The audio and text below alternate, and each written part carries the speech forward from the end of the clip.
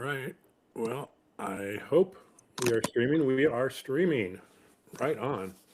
Uh, Looks like YouTube is coming online now, and we're great. Well, hey, thanks everyone for joining us today.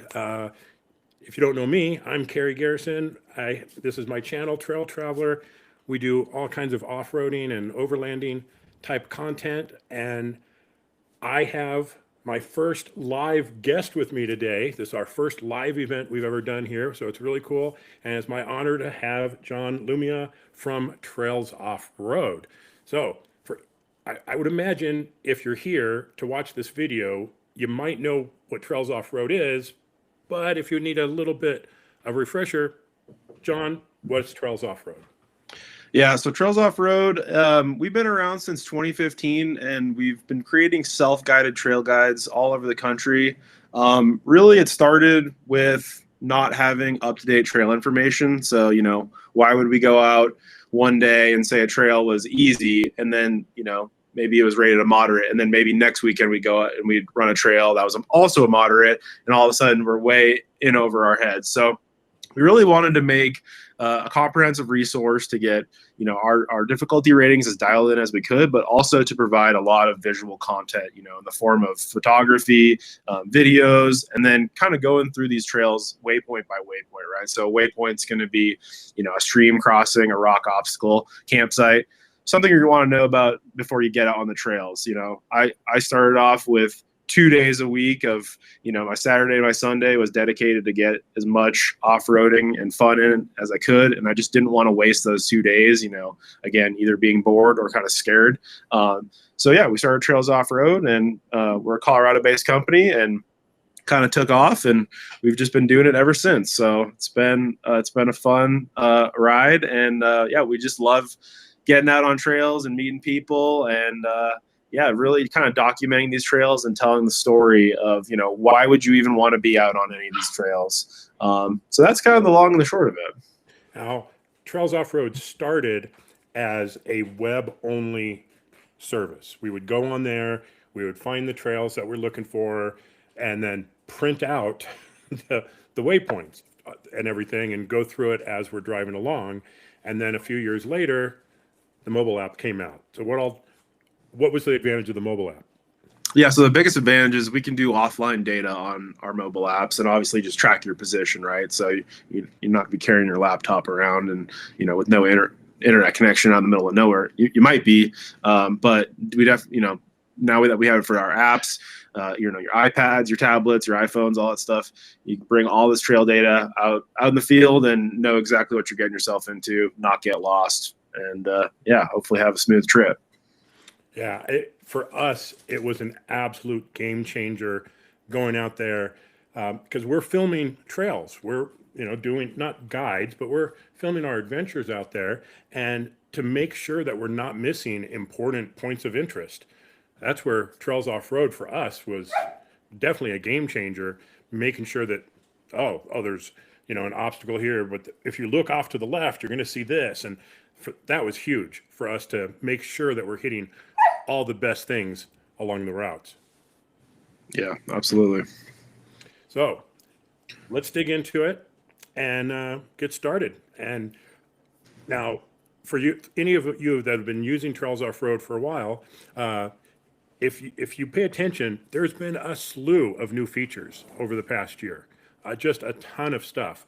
So if you're only kind of basically using it, hopefully this will give you a good deep dive into all the new stuff and really how to take advantage of Trails Off-Road. Yeah, absolutely. I guess I'll kick it off just sharing my screen. We'll kind of go through the web first, and yeah, we're going to be watching YouTube comments. So if anyone has any questions, just feel free to ask, and we'll try to get to them. Videos Off-Road. This is a great point. Before the mobile app, he would download the GPX files and import them into Gaia GPS. Exactly what we did. Still works great, especially with the integration, all the trail info combined with the massive layer data on Gaia. Excellent point. We did absolutely the same thing. Once we started using Gaia in conjunction and just being able to say import into Gaia, boom, then we were ready to go hit the trails. Sweet. Cool. Well, I suppose I'm sharing my screen. You All right. So if anyone's been on Trails Offroad, here's kind of our main map. Obviously come in here, check out the areas that you're interested in. I'm in one of my favorite parts of the country personally, which is the kind of south of Moab, Hanksville area. And we'll kind of check out some of the trails around Poison Springs, Dollhouse, kind of all of that stuff, the maze. Maze District. Love it.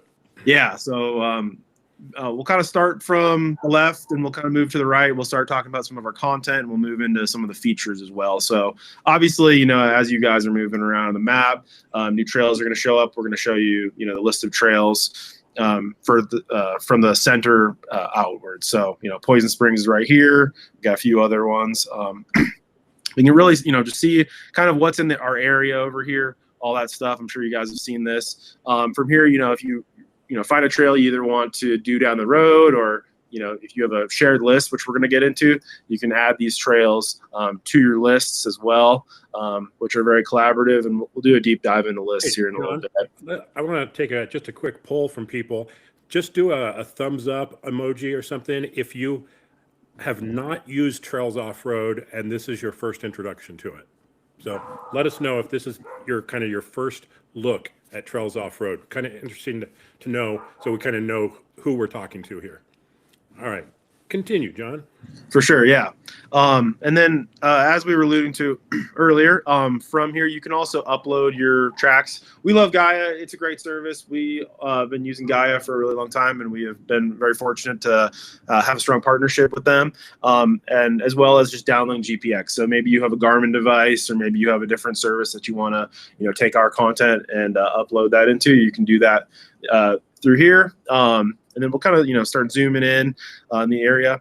One of kind of our newer features on the maps is we've been integrating, we've been trying to work on our base map features, and I'll kind of walk everyone through that, but we've also been adding our waypoints to the map. And kind of the biggest reason why we did this is we wanted to be able to find, certain information from a high level, such as, camping information. So if anyone is checking out, for instance, the Dollhouse, which is this red track right here, from high level, you can see that, there's a little bit of camping earlier on in the trail. And then by the end of it, you're getting to the actual camp spots. So that's a new feature. And we'll kind of talk through, like, if you wanted to get rid of some of this data, filtering it out, all that stuff.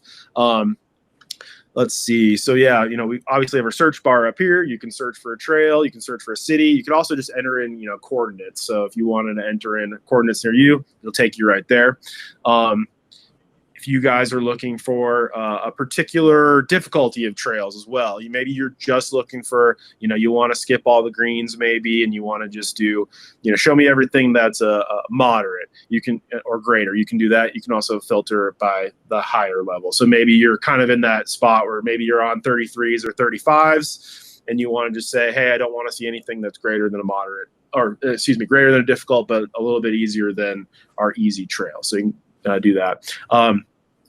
Trail status, you can filter by what's open. Obviously in Colorado right now, not much. It's pretty much closed. A lot of some of it does stay open, but it's going to be, obviously snowed in, all that kind of stuff. So our members leave trail reviews, which are super helpful. And from that data, we can, basically determine whether or not our trail is open or closed. And then all of our trail guides are categorized by certain experiences you're going to have along the way. So maybe, you're looking for water crossings. Maybe you're looking for, scenic trails, or iconic trails, maybe Hell's Revenge or the Rubicon, some stuff like that. Or maybe you're a beginner at the very bottom and you just want to get into easier trails to get started. You can start filtering down all this content based on our filters up here.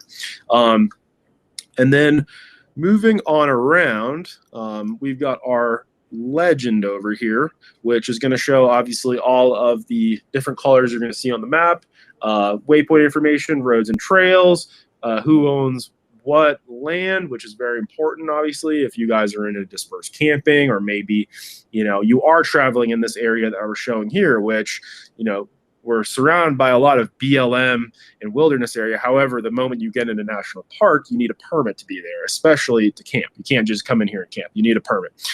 So, you can come through here and you can click right on, this data, and it's going to show, oh, we've got the Fiddler Butte Wilderness Study. And then you click over here and, oh, now this is all Glen Canyon, Canyonlands National Park, all that kind of stuff. So we've been really kind of trying to hone in our base map to make it a lot easier to figure out where you are relative to public land, private land, and all that kind of stuff. This change has been, again, huge for us as overlanders who we want to make sure that we're camping in legit places, not in wilderness zones, not in national parks, not, the places that we're not supposed to be. And so I love this new base map. Awesome. Well, glad to hear it. Thank you, Carrie. Cool. And then, so over here, we also have the ability to manage kind of the content that you're seeing on the map. So if you don't, if for some reason you didn't want to see our trail guides or a scout route, you can filter that out.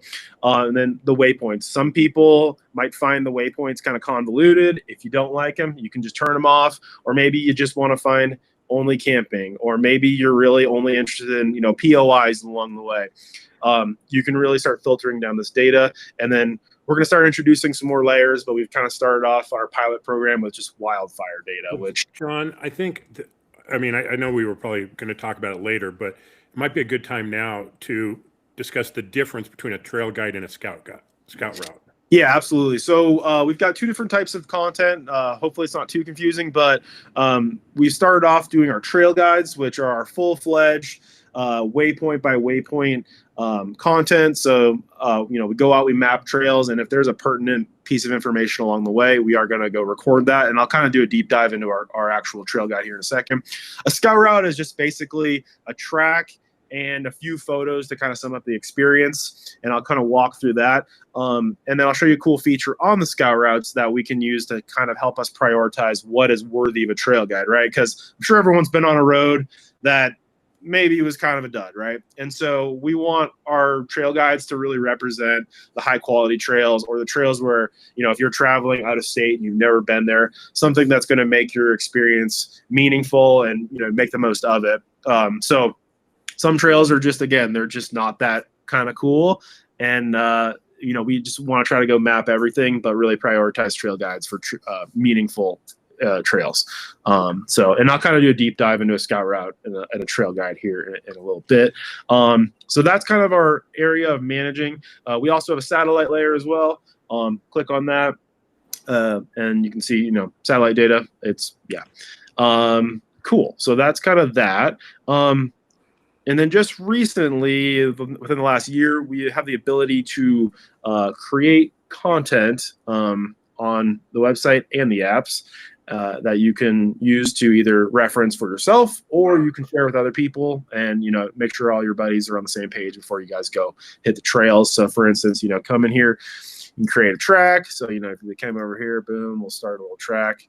Maybe we're running Poison Springs, and then we're gonna go pop up the Flint Trail, and then we're gonna exit on Hans Flat, and then maybe we want to try to get back to Hanksville. And then boom, we're going to just save this track. And cool. Yep. So now we've got this track, and again, share this with your friends, all that stuff. And so all of that, we have a feature that, you can snap all the content to it, so you're not having to click around. So that's been a useful feature. Adding a waypoint, so you can either, add a waypoint by clicking it, dropping it, dragging it, all that stuff, or you can just click, for instance, here, you can also click on the map and add a waypoint that way as well. And again, pretty basic, you've got your name, your notes, and then maybe you want to categorize it as a certain icon, a certain color. It's up to you at your discretion. You can also add this to a list, and we'll do a deep dive into lists here in a little bit. And then the last feature is importing data. You can either click to import data from here, and you can select your files, or you can drag and drop. I actually just deleted all my downloads, so I don't have any, but I think you come in here, download this guy, and then, for instance, let me grab my Finder and downloads, and then Again, you can just drag and drop this straight on the page, and it's going to render on the map. So yeah, if you want to import content from other sources, that's totally up to you. That's a deep dive into the map. If anyone has any questions, we can answer them now, or we can dive into trail guides and scout routes and all that other stuff. Yeah, I mean, John, did you notice that there was about 10 or 12 people who raised their hand to say they have never used Trails Off-Road before? So pretty cool. Awesome. Cool. Well, Welcome to the party. Yeah, glad y'all are here. And yeah, if anyone has any questions, you can always reach out to us via our support channels. We've got a contact us form on the bottom of the website. You can always reach out to support at Trails Off-Road. I do all the support, so you'll talk to me. And, we just want to get people really safely and confidently out on the trail. So don't hesitate to reach out. We love helping people. We love helping people, get stoked on off-roading and, finding new fun trails. So, cool. With that being said, well, someone's asking, is there an option for turn-by-turn routing? So I'm not sure where, because there's two ways to answer that. Either with the existing trail guides, they offer turn-by-turn instructions on the trails, but if you're creating your own route or someone else's track that they've recorded or made, it doesn't tell you turn left, in 100 yards or anything. You have to follow it on the map. Yeah. So in the sense of like turn by turn, like Google is going to tell you, currently, no, we don't have that functionality. We do have another feature which is helpful, and I'll kind of dive into that when we get to the apps. But no, we don't have like a turn right in 500 feet kind of functionality. Quite, yeah. Cool. Any other questions regarding the map? I thought I saw another one. There was a question about, can you make your dropped GPX tracks public? But we'll get to that. I know we're going to touch on that. So yeah, we won't cover that yet. Yeah. And the short answer, and I'll quickly touch on it, is yes, you can. You can share this with friends, but there's a different alternative that may or may not be easier, which we'll go into, which is the list feature. So yeah. Cool. With that being said, I'll dive into a trail guide and make sure I'm still sharing my screen. While you're doing that, I'm going to answer one of the questions that came in. Is there better support for CarPlay coming at all? And sorry, keep going. One of the problems is Apple's limitations on how much data you're allowed to put on the screen for attention issues. They don't want like all the waypoint information displayed on the screen because you have to turn away from driving to read it. So there are limitations that Apple puts on things as to what you're allowed to do on the CarPlay screen. If you want to expand on that. Yeah, no, Kerry, you're exactly right. It turns out Apple wants you to focus on the road and not their screen. So we are severely limited on the amount of content that we can actually display on the screen. So really, it's basically tracking your position, and then a few, we have a little pop-up when you hit a waypoint that shows the title of it. I wish we could do more, but unfortunately, I don't believe we can. And if that ever changes, we would love to obviously throw, our waypoints on CarPlay as well, and, have them slide kind of like how we do with follow mode. And maybe that'll happen down the road, but maybe you'll figure out a way to get by it somehow. Icons or something. Well, John and I are always discussing ideas. I'll come back from a trip and be like, man, it would be cool if we had this, and then like a week later that's in there or something. So we user feedback is huge. If you have an idea, suggestion, or something, send it to them. They'll listen, and and if it makes sense to put it in, maybe it'll go on the to-do list. So they definitely rely on user feedback. Yep. Yeah, totally. No, Kerry, you make a great point. We're just a bunch of off-roaders that and just love hearing new ideas, and everyone's got, these great ideas, and yeah, we just want to make a really solid, comprehensive off-road resource for everyone, regardless of your skill level or what kind of vehicle you're driving. So, cool. Well, I will dive into a trail guide. This is the Dollhouse.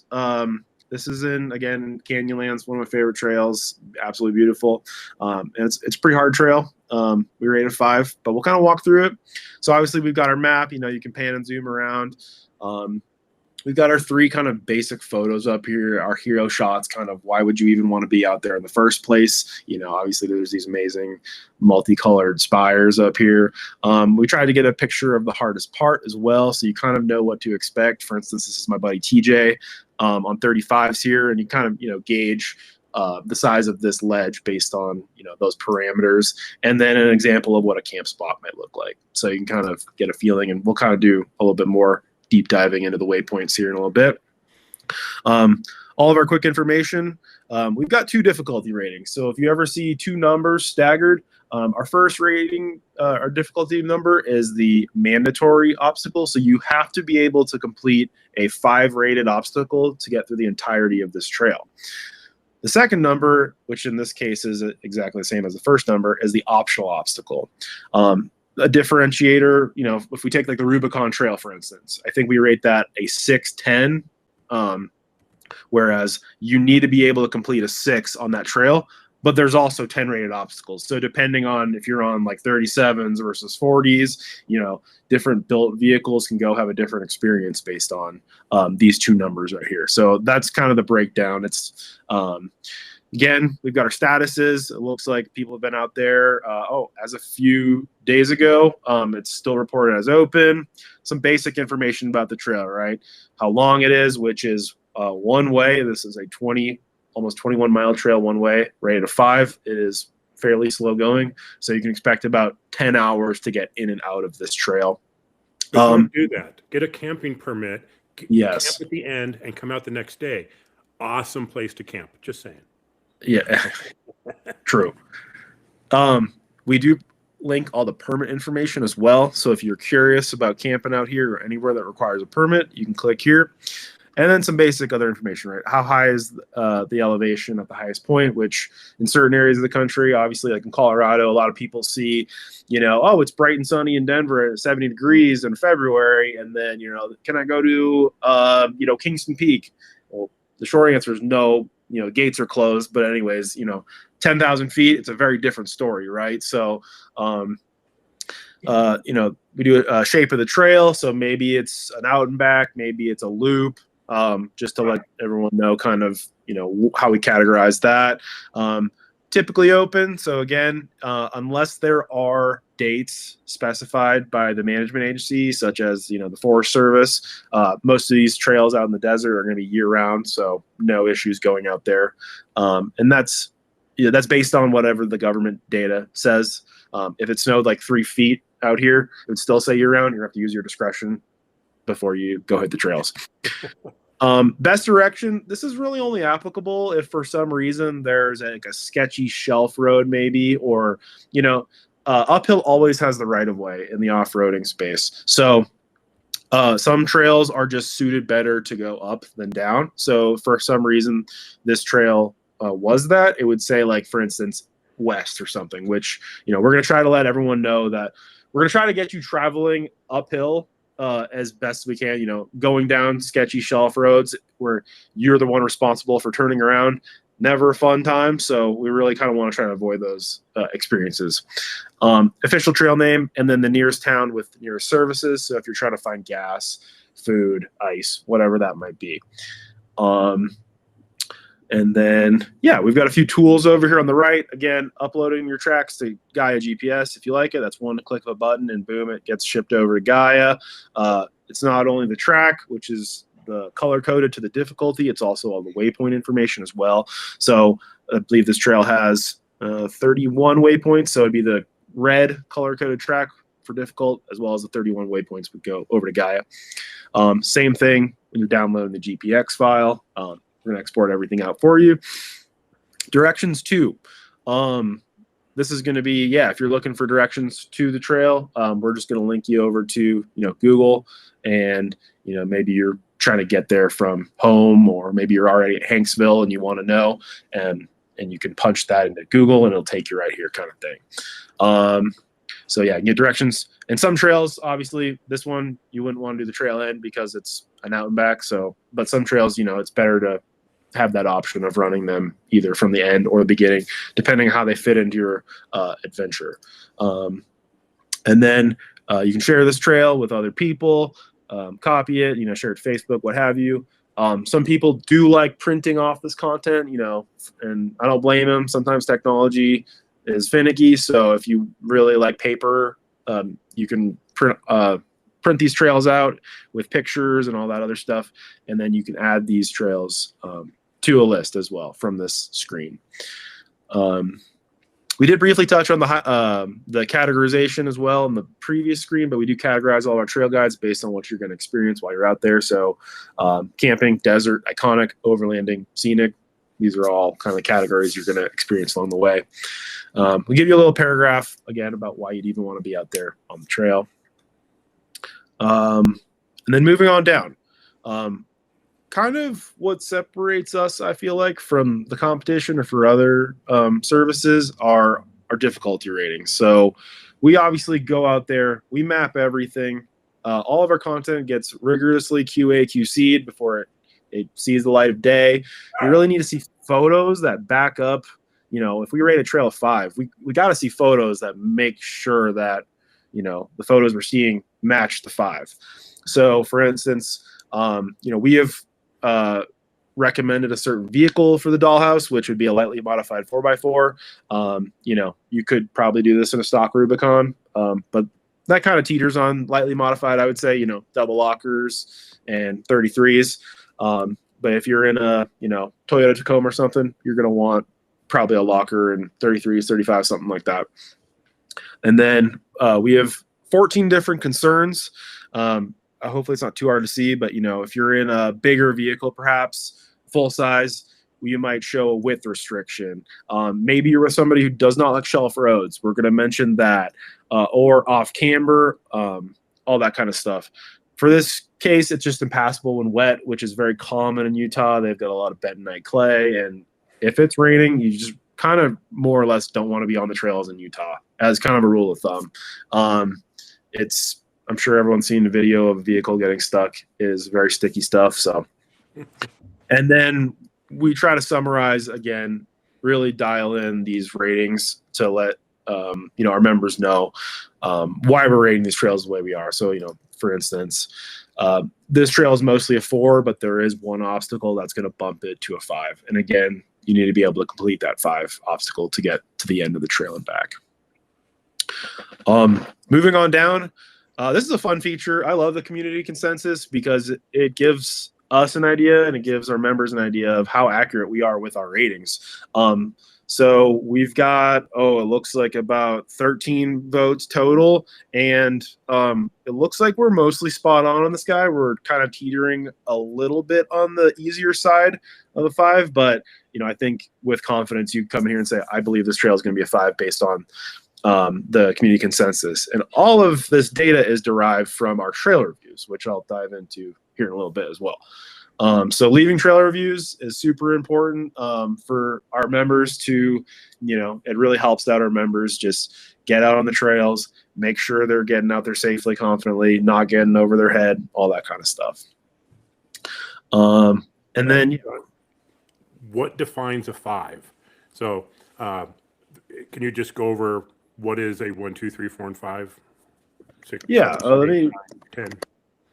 Yes, actually, we have a dedicated web page for this. It's at the footer of the website, and we're going to go through essentially a picture or a few pictures and a description for all of how we categorize our trails as well. So yeah, 1, suitable for high clearance two-wheel drive. 2, typically suitable. And I won't bore everyone with the details and we'll read it, but you can see examples as well, photography of what a 2 would look like. Starting to get into the 3s. We try to get photos of vehicles out there. 4s obviously start getting a little harder. And then, yeah, there's just a lot of good resource information on this page as well. We're going to kind of talk about those concerns I had mentioned earlier, tips for beginners, airing down, surface and traction issues. This is just a great either refresher page if you're an intermediate, or maybe if you are just purely a beginner. I would definitely hop in here and check it out and just kind of make sure you're really aware. There's great information about what's the difference between all-wheel drive and two-wheel drive. For instance, National Park Service in Utah, if they catch you on their trails with an all-wheel drive vehicle, I believe you're going to get a citation, if not an actual ticket, because doing a recovery out there is not cheap. And so knowing the difference between what's all-wheel drive versus four-wheel drive, definitely important. If you have any questions, hop on here and check it out.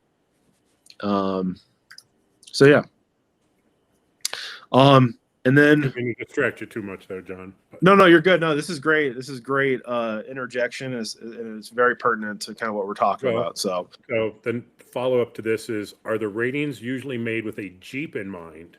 I feel like there's always that bias. I have got a capable SUV on 31s with a center locking diff. That's a hard question, I think. We map in Jeeps. So there's that. And really it kind of boils down to, right, like you could take a beginner out on a trail and you could give them a front and rear locker and 35s, and you could compare that to somebody very experienced on 31s with no locker or a center diff, and you could have two vastly different results. So experience is definitely crucial in this. But we try to put our, I would say for us, a stock vehicle would be like a Jeep Wrangler Sport or something. Maybe it comes from the factory with 31s or 32s and no lockers. And that's kind of the vehicle, at least in my mind, when I'm mapping, I try to put myself in that vehicle's shoes and try to compare, but again, Rubicon's kind of cheating because it's very capable from the factory. So hopefully I answered your question. Well, and we'll probably dig more into reviews, but when I add a review, I have two different vehicles. I have a JL and I have a Gladiator. So I can say which trail or which vehicle I ran that trail in. So you get a feel for, okay, he said it was, dead on accurate in terms of difficulty, but he was in his JL with his 38s. So I think combining the information of the trail rating with your knowledge of your vehicle, combined with the trail reviews and seeing what people actually ran the trail in to give their review of it, gives you an overall feel for what you should be comfortable with doing. Yeah, 100% agree. And we'll kind of dip into the trail review section here in a little bit, which will hopefully help kind of expand upon that. And touching back on what I was talking about with the difference between all-wheel drive and four-wheel drive, especially in the national parks in Utah, this sentence right here, we bolded it. All-wheel drive vehicles do not meet this designation. So you need a four-wheel drive vehicle for this trail. And again, they will bust you if they don't see you in one of those. So cool. Moving down to our waypoints. Our waypoints are really our bread and butter. Waypoints are super crucial for turns along the way, finding camping, obstacle information, all that stuff. So for instance, this trail has 31 specific waypoints. I'll quickly pivot. Every trail guide that we do also has a video. So if you're more of kind of like a kinesthetic learner, these are not going to be YouTube entertainment videos. They're very just objective. It's just usually 3 or 4 minutes of kind of what the trail looks like. It's not going to be, really, it's not going to be like entertaining, I would say, but they're kind of cool to get it. If you've never been into this area, check out some of the videos so you can kind of get a flavor and a feel of what the trails look like. We also have a camping tab as well. And this is going to kind of touch on the camping, which in this area is designated only. There is no dispersed camping. Getting back to our waypoints, we could take 3 photos per waypoint. We really try to document the experience out there. And again, if you're coming from Iowa and you've never been out here, this is going to be super helpful to, read through this stuff to really get an idea if you can, and you should be out here.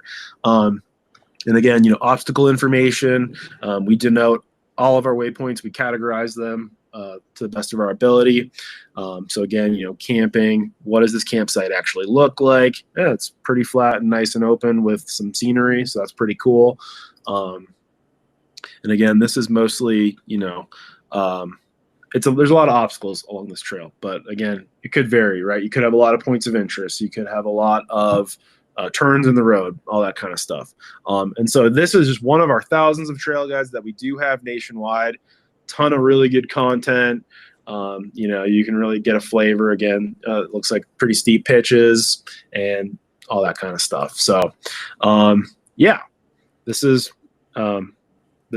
one of our thousands of trail guides. A lot of time and energy and effort goes into these just to try to make sure that people are, not getting in over their heads. So, cool. I'll move on down.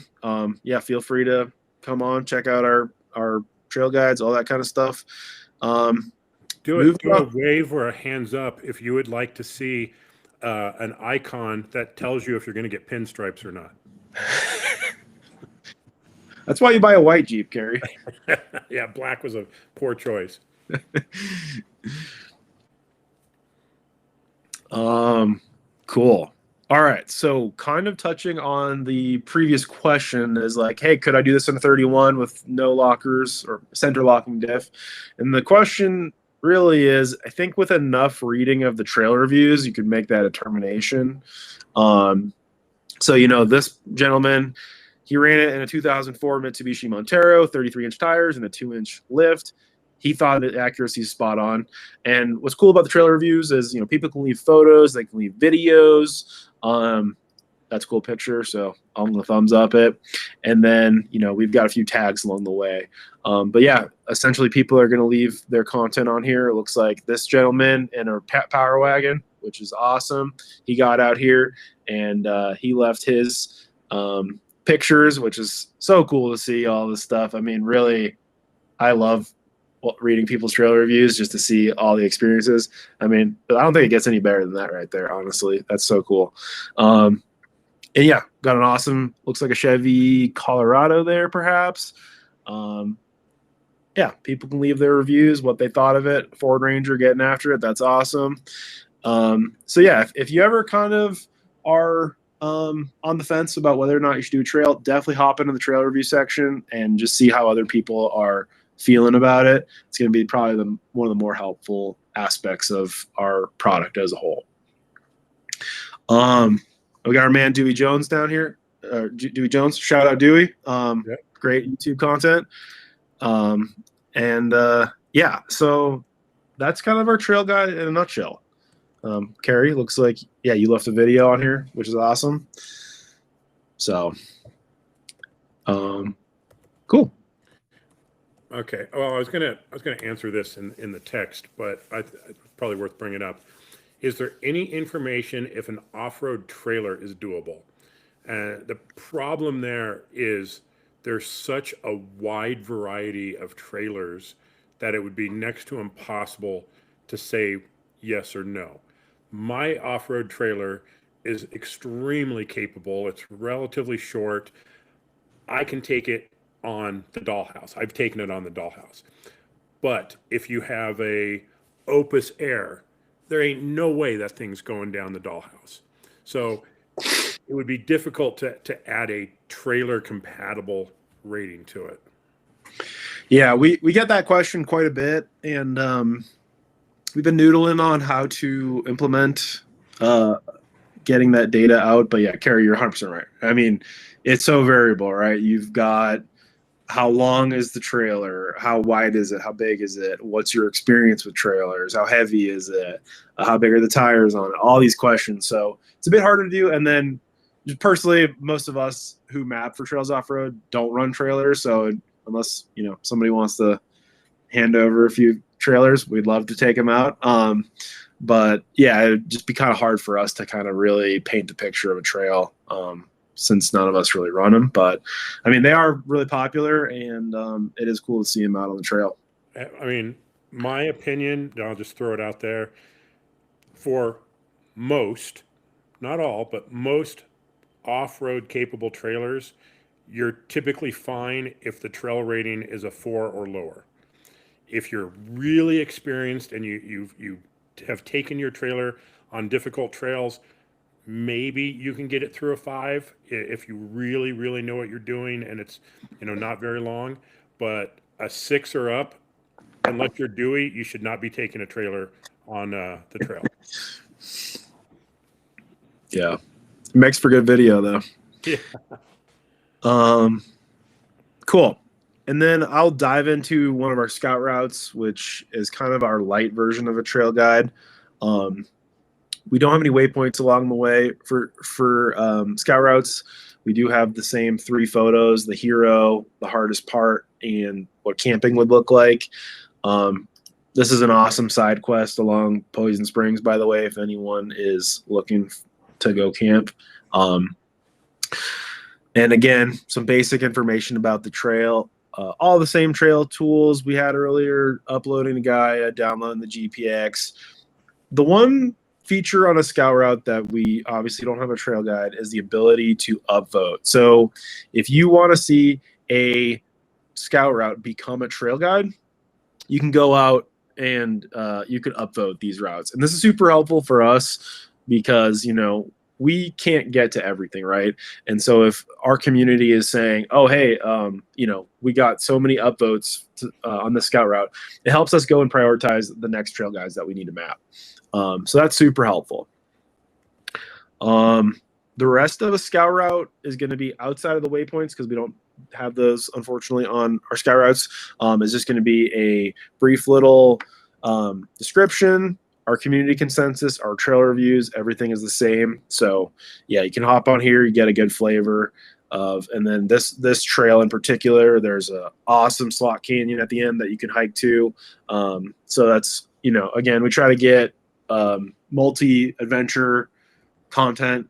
So if you're into hiking or fishing or whatever, you can kind of hop on here, and we do show on our maps as well, denoted by this kind of really light dotted gray line. These are non-motorized hiking or biking trails. So if that's something that you're into as well. I briefly touched on scout routes. They're light trail guides. So cool. How about we dive into lists next? Excellent. Cool. So last year as well, we introduced lists. And we kind of staggered our release on lists. We first started off with the concept of a list being totally private and just something that you invite your friends to. Earlier this year, we created what is our public lists. And we'll kind of dive into how to make one and why you'd want to have one private and why you'd want to have one public. But you can tell I've got a few lists in here. And we can kind of hop in here. Here's one that Todd made. Todd's the founder of Trails Offroad. Great dude. He's my business partner. And so, yeah, we have some of our crew favorites in here. And we, if you find this list, you can join it and you kind of see what we gravitate towards it. We are a Colorado company and we got started there. So Colorado is kind of our home base. But yeah, you can come in here and check out these lists. This is a public list, so technically anyone with a link could join this list. But we'll come through and I guess, Carrie, I'll do a demo with you, and maybe this will make more sense of, what you would see after you join a list. So we should have actually made one before this, but that's okay. Unless we have one. Oh, we don't have one, Carrie. What the heck? So you should have some of mine. Right. We'll do. I might have nuked him by accident. Who knows? Test Carrie. All right, so we're gonna create a list, and we're gonna hop in here. So the first thing I would do is I need to add Carrie. Let me add you really quick, Carrie. Sorry. And I'm gonna make you an editor. Okay. Sorry. Okay, cool. So I added Carrie. We got a private list. And then we will go back and I'll go add this track that we made earlier. So I've already received an email saying that I've been invited to a list. Um, Test Carry Adventure is waiting for you. So I just click on it and I can add it. Yeah. Cool. So all I did was I created the list, I invited Carrie, and I added that trail, the track that I drew earlier to that trail. And then, yeah, I'll have you kind of share your screen a little bit, Carrie. Basically, come through here and we can, add content. You can either add custom user-generated content or you can add trail guides. For instance, we'll go and add Black Jump, which was the trail that we just had the scout route for. So, for instance, and as you add trails, they are going to show up on this map, and it's only going to include the content that you've added to the list. But if for some reason you did want to show all the trail guides, you could, and you can also add them to the map or to the list this way as well. So that's kind of a handy little feature right there.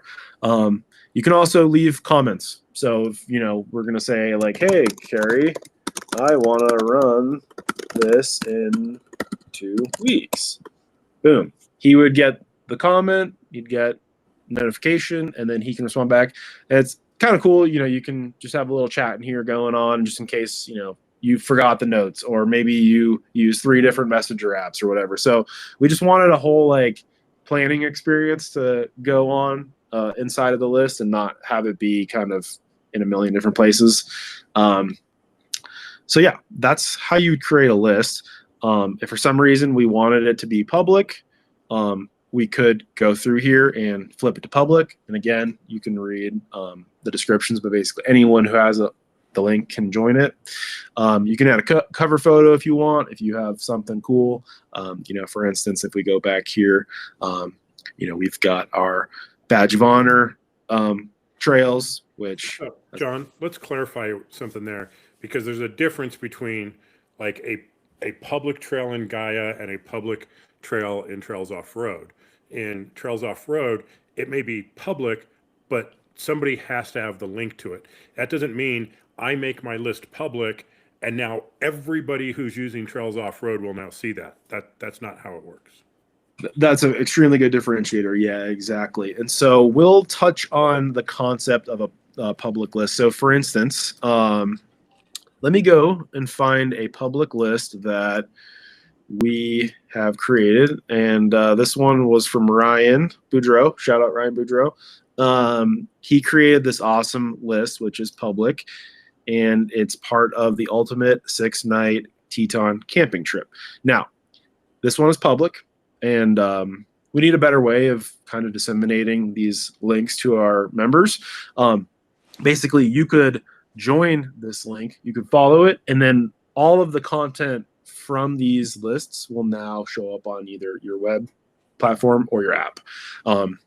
So that's kind of the easiest way of sharing content. But yeah, the moment I join this, so Carrie, I will, for instance, share this guy with you.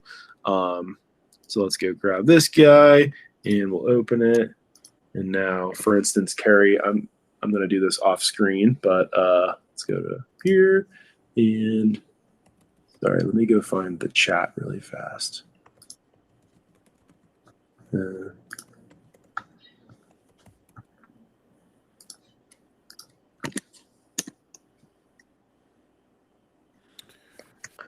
So someone's asking about hiking and biking trails. Where's that coming from? Is there Trail Forks integration? He's more of a mountain biker than off-road driver, but loved the app to find more remote routes and camping.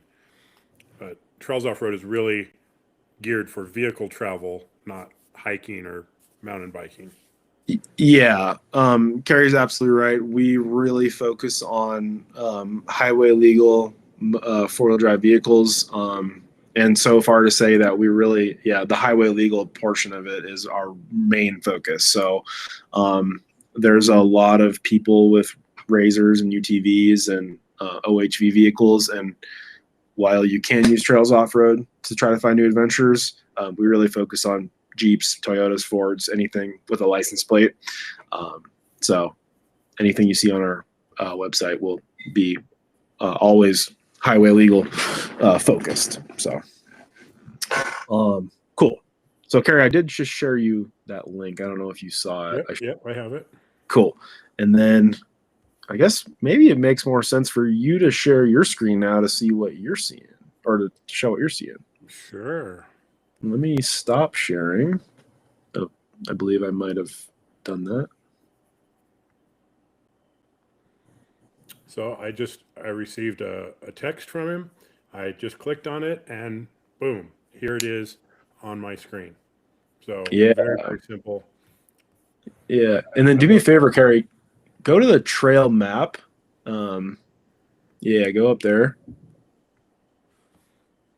And then let's see. It's not going to be under my content, is it?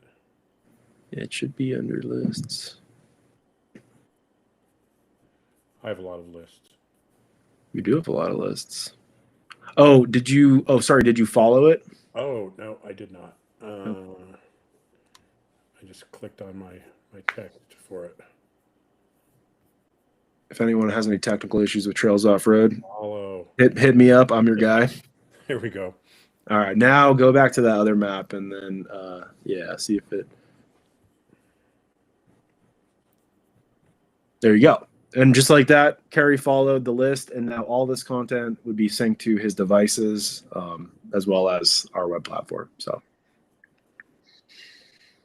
I know we had a gentleman asking about how to share content. So yeah, you can share the track or the waypoint with somebody. And sometimes it's easier to just make the list and share it with your buddies or make it public. And then any user generated content that's in a list that's shared with you will always show up on your device offline, no matter what. So now, just to point out, we can turn this off if you're not interested in your list or the list that you have. I can come in here and turn that stuff off, so I can just see the regular data. So it's not always on your screen unless you make sure it's enabled here. yeah, exactly. And then actually recently, Kerry, if you want to open up the left sidebar again, I believe you collapsed it. You can, click off that and then go find this list. The ultimate 6-night camping, or that guy. And if you click on the 3 dots or right there, you can hide the list on the map. And if you click that little toggle right there, you can also do that as well. So if for some reason you've joined a bunch of lists and it's starting to overwhelm your map, you're more than welcome to kind of hide and show data as you choose. You can also just hide individual pieces of content as well. So that makes sense to everybody? I hope so. All right. You want me to give it back to you, John? sure. I think unless I move too fast through the lists, I think we're probably ready to move on to the app. Okay. So there is, just so everyone knows, there is a delay from for us to see your comments. So if you have any comments on the web portion that we've been showing, go ahead and ask them now, and John's going to get set up to show us the mobile app and how that works, because there's a lot of similarities to it, but there's also some things that are unique to it. Okay.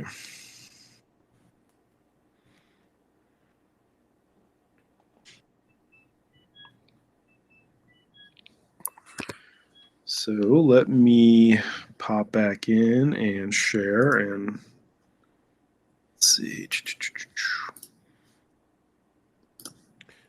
Thank you, Ariana, for pointing that out in the chat.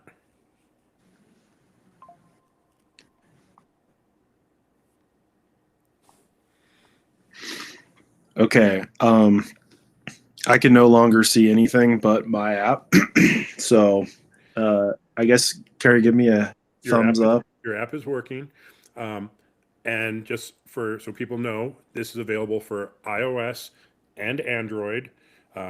It'll work on an iPhone, it'll work on an iPad, it'll work on an Android phone or an Android tablet. Uh, Personally, if and you'll see this in some of our videos, that I may have the iPhone up with a very zoomed in view for the driver, so I see every detail of the route, in detail. We'll have it also on our Uconnect screen because it supports Android Play. Is it Android Play and CarPlay? Yeah. And then the passenger typically has an iPad sitting there because they can see more waypoint data. And so they're usually zoomed in at different levels, but the passenger has their own view, the driver has their own view, and then we have the Uconnect, which is kind of giving us an overall view. So we get a little crazy with our screens. I love seeing it, man. All right, cool. So if you guys download the Trails Offroad app, this is the first screen you're going to see past the sign up, login, yada, yada, yada. And essentially, we're going to have our nearby trails, nearby trail reviews, all that kind of stuff. Our main map is going to, also show up. We use the same map for our app as the website, and all the same data and all that kind of stuff. I'm going to quickly pivot over to a different tab. If you guys are new to Trails Offroad, I highly, highly recommend the first tab you actually go to is the offline tab. And we try to make offline as simple as we could. So we just allowed you to download the entire state of data at a time. And when we say download the entire state, what we're actually doing is we're downloading the base map, which is essentially all of the map features that are not our content, as well as we download all of our content. So if you were to download, for instance, the state of Utah, this is exactly what you would see out in the middle of nowhere without any service. All the base map tiles are going to load, as well as any user content and as well as all of our content. The only thing you won't see, just because it would take up a lot of room on your device, would be the photography and the videos. But everything else you would see would show up on your device, and you'd have access to all of it if you've downloaded the state. So that's my number one recommendation for when you download Trails Offroad is just go ahead and go download the states, and that'll save you a lot of headache when you're out in the field with no service. Yeah, we will kind of, I guess, explore kind of the same area. So we'll come down here. We were in the Dollhouse earlier, and we'll go check out the Flint Trail. So, yep, all I did was tap on the map, and then we're going to pull up a little informational screen, coordinates, elevation. You can get directions. You can also drop a waypoint at this point.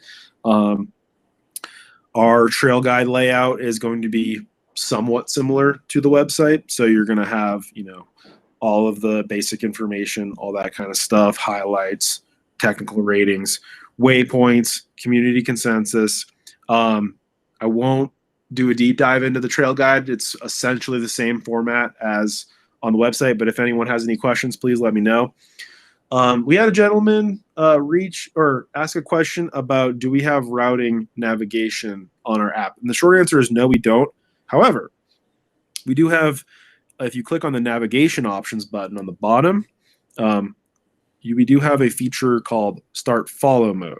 And what Follow Mode is going to do is, as you're driving along the trail, it's actually going to bring up the next waypoint as you approach it. So I'm manually scrolling these waypoints right now, but if I were out on the Flint Trail right now, these waypoints would scroll automatically for you. So envision, the little dot tracking your position along the screen, and then boom, as you get closer to waypoint 5, this would bring it up. So again, if you have a passenger, or even if you're rolling solo, have follow mode going, and this will bring up all of the waypoint information for you. So, oh, hey, I need to take a turn at Cove Canyon Spur. Maybe all I did was tap on it at that point, and I brought up the waypoint. We've got all the photography at this point, so you can see what it looks like. And again, any camping information, stuff like that. So that's not quite routing, but it's kind of, it's our version of really making sure you're navigating the trail as effectively as I guess you could. So that's follow mode. Okay, John, let me just throw in a couple of questions that have come up. For sure. is there any chance that you'll allow landscape mode on a phone? Which I have asked for this numerous times myself. Um, anything's possible. I'm going to take a note of that right now. Okay. We've had a few people write about that, so Yes, that's a biggie. I wish that would happen, even if it had to, restrict the size of the waypoints or something. I just prefer that. So for sure. let's see. There was another one. Any chance you'll ever change the offline download to just specific trails, so I don't have to download my entire state? Maybe you can touch on how much storage a state takes up as well. Yeah. Oh man, that's an interesting question. Oh gosh, should have came prepared with that. I couldn't tell you off the top of my head. Right now, I believe it's only a few megabytes depending on the state, and obviously it's going to depend on the size of the state as well. So, Colorado, Utah, they're not as nearly as big as like Alaska or California from like a geometry standpoint. So I believe it's only a few megabytes. Regarding downloading individual trails, we do allow. So if you were to tap on it, we do cache that data on your device, but it's not really technically downloaded. We'd have to think about that. So yeah, never say never, but right now on our immediate roadmap, not right now. So, but yeah, if a lot of people write in and they really want that feature, that's obviously something we could explore down the road. So, all right. Talking about the MVUM information, how often is that updated, and any features they should be aware of? MVUM data, we try to update all of our base map data depending on kind of what it is. We're trying to do about a 3 to 6 month interval at this point. So yeah, I would say we did a huge base map update a few months ago. So all this data is within the tail end of 2025. Okay, let's see. Two more here. Any chance you can have the option to remove the compass box at the top so I can see more screen? That's a good option. That's actually a great idea. I've never heard that one. I'm taking a note. That's a great idea. Yeah, that's a great one. Here's another one, which I have brought up myself. Can you change the color of the halo in follow mode? I have a hard time seeing it. Oh, the halo and follow mode. Sorry, let me follow I along. have sent screenshots of that to say this is obnoxious. Are you talking about the blue background right there? The cursor on the screen where your vehicle is. It takes up a lot of space, and we've talked about like making that a level of transparency or something. Yeah. Okay. So you're talking about the icon representing your position on the map. Yes. Okay. Yes, there will be a recording of this. You just use the same link, and you'll see it on the Trail Traveler channel as well. Is there any chance for an update to auto switch to the next trail when in follow mode and using a custom track? Without auto switch, I don't find tracks very useful personally. Well, if you're using a track, oh, I see what he's saying. Like when we map out a route, and that route consists of multiple trails, it would be nice for the waypoints to switch to the new route that we're trying to make sure I keep the terminology straight. So if I'm following trail guides, I see the waypoints, but my track that I'm following moves to another trail guide, can it switch to the new trail guide waypoints? That would be kind of cool. Yeah, that would be cool. A few people have brought that up as well, and yeah, I think it's a great idea. We would have to obviously noodle on the implementation, but yeah, nothing's impossible with coding. So, do you recommend a tablet? Yes. yeah, I definitely would agree with that. Yeah, tablet's obviously going to be a ton more real estate. Unfortunately, we were talking about earlier, CarPlay just does not allow for anything related to follow mode on the screen. So CarPlay is a great reference tool, but from an informational standpoint, it's very lacking. So if you can fit an iPad into your vehicle and not have it clutter up too much space, I'd say it's a great idea. Yeah, and it's just as cool on a mini as it is, a 12-inch. It's I have used both the Android and iPads. I have both. My personal preference, not trying to be a fanboy, I prefer an iPad. Just I like the way it works and everything. So that would be my recommendation for the right tablet for this.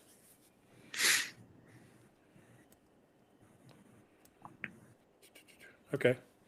Cool.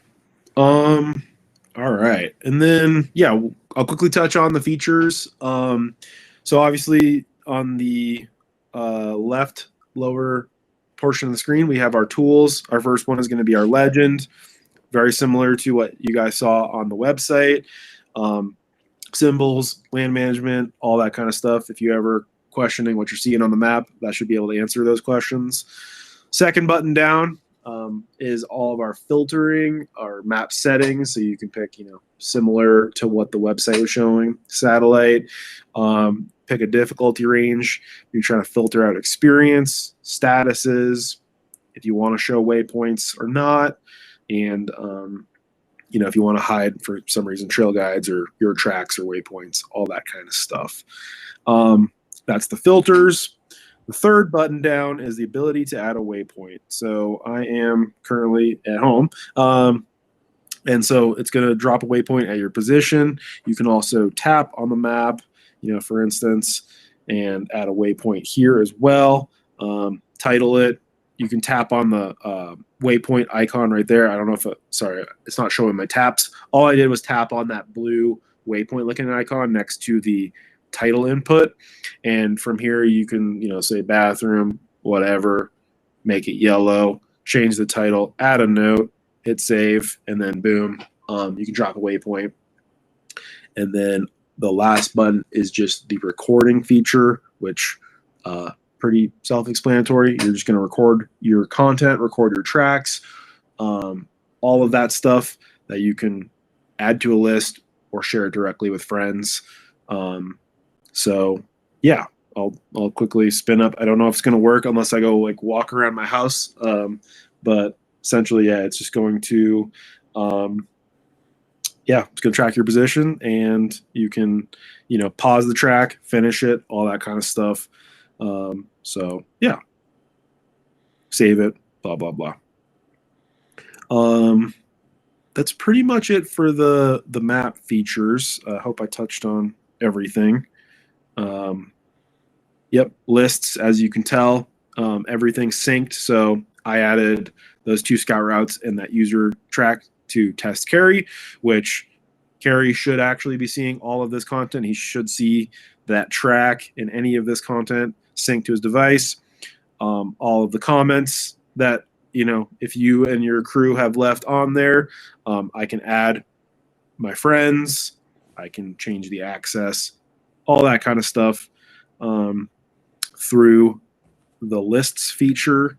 And this is going to be more or less a spitting image of what we offer on the website as well. Geez, I feel like I covered a lot. You did, and I'm trying to remember how to answer a question that came in. Cool. It was, is there a way? Yes, there it is. Is there a way to have a map of all your tracks to show where you've been during your lifetime? And yes, there actually is. If you mark the trail as completed, it goes into a generated list called completed that you can bring up on your screen. Do you want to show that, John? Yeah, can you still see my screen okay? Yeah, I see you watching the YouTube. Oh.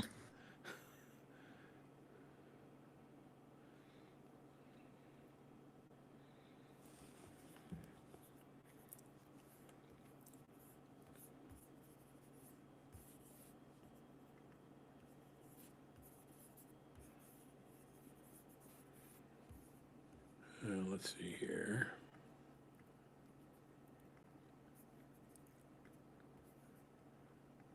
I'll just grab it, John. Okay.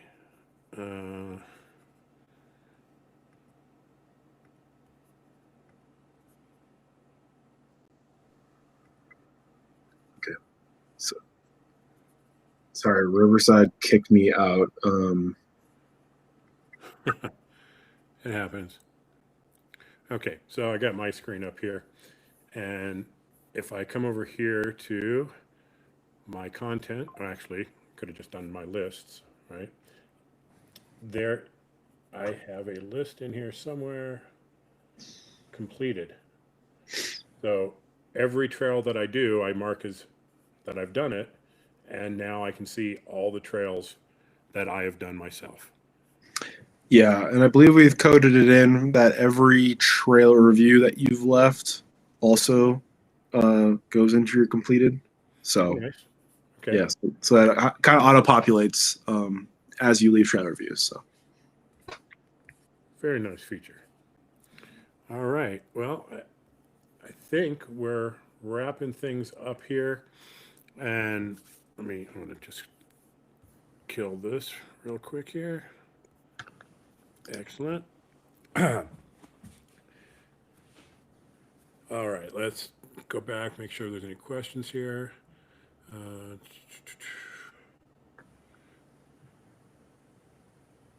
Signing off from Fort Collins. All right, well, good job. I'm right down the street.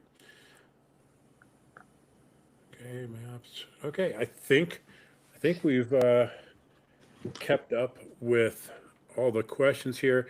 I think this is a follow-up to, yeah, because it's the same person. Does that completed show the roads that aren't in the guide? That's no, and it's only going to show any trails that you've done. But if you're recording your tracks, then yeah, I mean you can see your own things that you've done. So that's one way of doing it. And I'm trying to get into the habit of recording everything that we do so that I can just share it. I mean, if it's already just if I'm just going out and doing a trail, John and I recently did Swan Road, yeah, so and there's no reason for me to do a recorded track for that. That it's in Trails Offroad. But I just got back from Baja, and we were doing some trails that are not in Trails Off-Road, and I will have links to those in those video descriptions, so you can click on them and get them. So that's one way that you'll be able to see exactly what I've done. Is it's either going to be an existing trail in Trails Off-Road or a recorded track that I've done. So that's kind of my plan moving forward. If I can just continue to remember to do it. absolutely. But John, thanks so much. And everyone who has joined today, thank you for joining us. I think this has been great. I know we're an hour and 15 minutes in, so really appreciate your time, and hopefully you got something out of it. And as always,